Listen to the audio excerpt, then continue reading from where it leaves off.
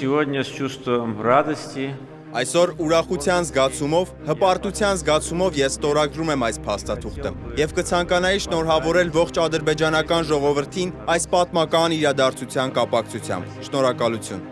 перейдем к подписанию. Անցնենք ստորագրմանը։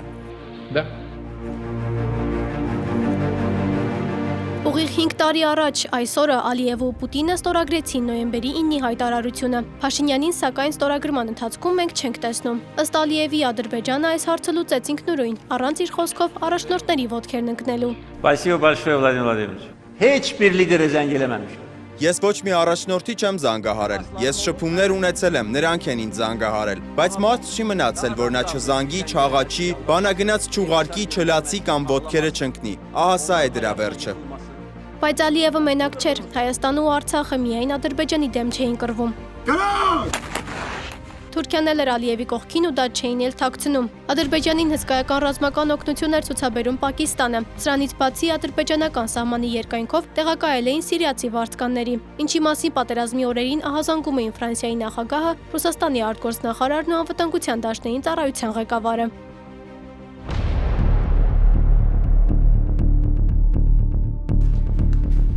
Նախքան 44-օրյան 2020-ի ընթացքում արդեն երրորդ անգամ մեկնարկել էին թուրք-ադրբեջանական Թուրա արծիվ լայնամասշտաբ զորավարժությունները։ Դրանց ավարտից հետո թուրքական բանակի բազմաթիվ սպաներ ու զինտեխնիկա մնում են Ադրբեջանում։ Ստորագրումից հետո կառավարության շենք եւ ազգային ժողով ներխուժեցին ցուցարարները։ Պահանջը մեկն էր՝ թող իշխանության պատգամավորները գան ազգային ժողով ու լուծում տան կապիտուլյացիային։ Նրանց մի խումբն էլ դաժան բռնության ենթարկեց այն ժամանակ ազգային ժողովի նախագահ Արարատ Միրզոյանին։ Հետո Փաշինյանը անձամբ դեռ երկար պիտի բացատրեր, թե ինչու ստորագրեց հայտարարությունը, երբ պատերազմի մինչև վերջին օրը ռազմաճակատից լուրերը ամփոփում էին հաղթելու ենք հեշթեգով։ Պաշտպանության բանակի երկրորդ, երրորդ, չորրորդ, 5-րդ, 6-րդ, 7-րդ պաշտպանական շրջանները կհայտնվեին հակառակորդի շրջափակման մեջ, ինչը նշանակում է, որ մեր ավելի քան 20,000 զինվորներ եւ սպաներ կհայտնվեին հակառակորդի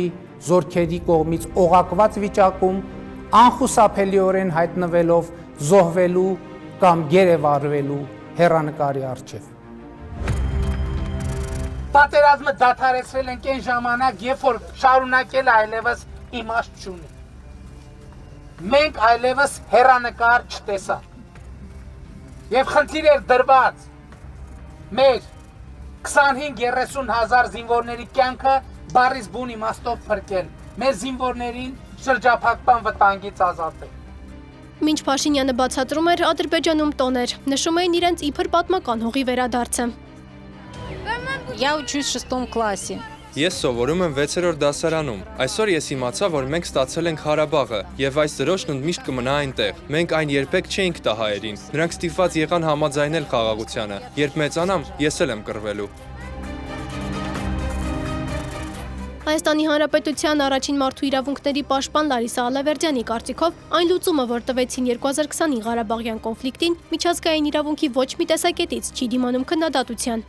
Ղարաբաղյան այդ կոնֆլիկտին մենք տվել ենք քաղաքական լուծում։ Քաղաքական լուծումը առանց իրավունքի դա արյուն է միշտ։ Իսկ ինչ կետեր ունի նոյեմբերի 9-ի հայտարարությունը։ Հայտարարվում է ամբողջական հրադադարի եւ ռազմական գործողությունների ամբողջական դադարի մասին։ Մինչև 2020 թվականի նոյեմբերի 20-ը Աղդամի շրջանը փոխանցվում է Ադրբեջանին։ Լեռնային Ղարաբաղի շփման գծի երկայնքով եւ Լաչինի միջանցքի երկայնքով 5 տարով տեղակայվում է Ռուսաստանի Դաշնության խաղաղապահ զորակազմ, թվով 1960 զինծառայող։ Ստեղծվում է հրադադարի վերահսկողության խաղաղապահ կենտրոն։ Հայաստանի Հանրապետությունը Ադրբեջանի Հանրապետությանը վերադարձնում է Քելբաջարի շրջանը մինչև 2020 թվականի նոյեմբերի 15-ը, իսկ Լաչինի շրջանը մինչև 2020 թվականի դեկտեմբերի 1-ը։ Լաչինի միջանցքը մնում է Ռուսաստանի խաղաղապահ զորակազմի վերահսկողության ներքո։ Ադրբեջանը երաշխավորում է Լաչինի միջանցքով քաղաքացիների, տրանսպորտային միջոցների եւ բեռների երկու ուղղություններով տեղաշարժի անվտանգությունը։ Տեղահանված անձինք եւ փախստականները վերադառնում են Լեռնային Ղարաբաղի տարածք եւ հարակից շրջաններ։ Իրականացվում է ռազմագերիների, պատանդների եւ այլ պահվող անձանց, ինչպես նաեւ զոհվածների մարմինների փոխանակում։ Ապա շրջափակվում են տարածաշրջանում բոլոր տնտեսական եւ տրանսպորտային ուղիները։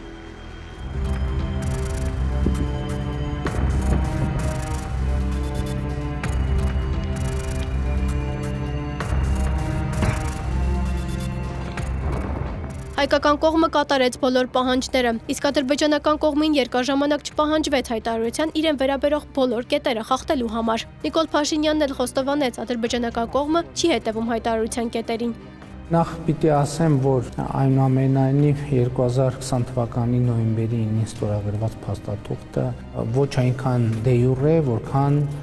դե ֆակտո այն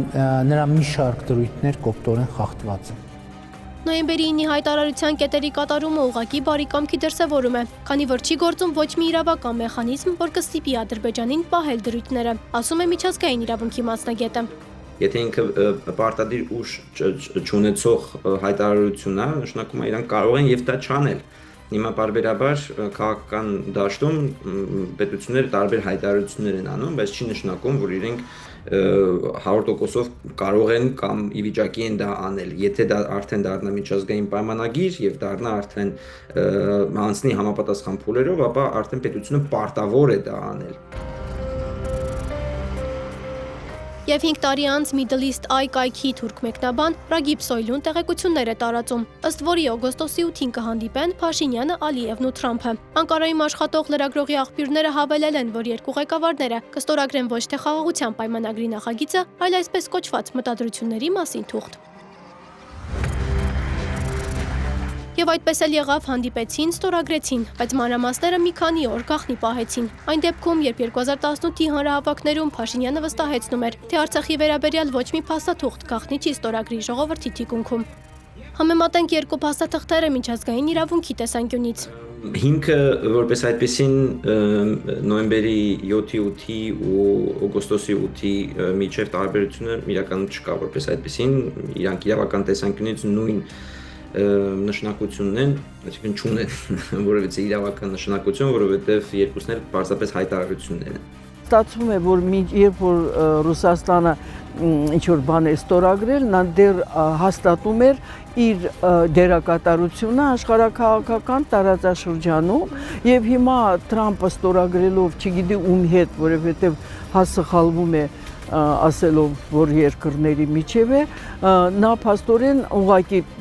հաստատում է, որ հիմա Ամերիկան ուզում է փոխարինի Ռուսաստանը մեր տարածաշրջանում։ Միջնորդների տարբերությունն էլ էական դեր չի խաղում։ Երկու հայտարարությունների կատարումն էլ մնում է թղթի վրա, առանց որևէ իրավական երաշխիքի ու զսպման միջոցների։ Այն դեպքում, երբ մասնագետները փաստում են, խաղաղության հիմքը հենց Ադրբեջանի դեմ կայացված դատավճիռները պետք է լինեին։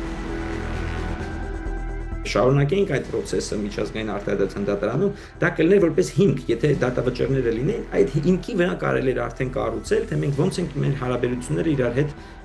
կառուցում, որովհետև կլիներ դատավճիռ, որը Ադրբեջանը դրանից իր պատմությունից չէր կարող խույս տալ։ Ու եթե նայում էինք այդ արտահայտության դատարանի process-ներին, ակնհայտ էր դառնում, որ Ադրբեջանը այդտեղ պարտվող դիրքում է գտնվում։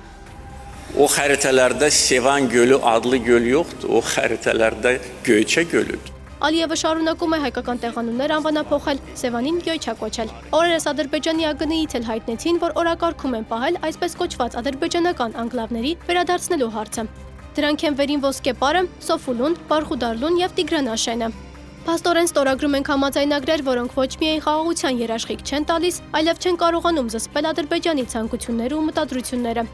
Անի Հովանեսյան, Գևորգ Սյանոսյան, Ռեոփն մեդիա։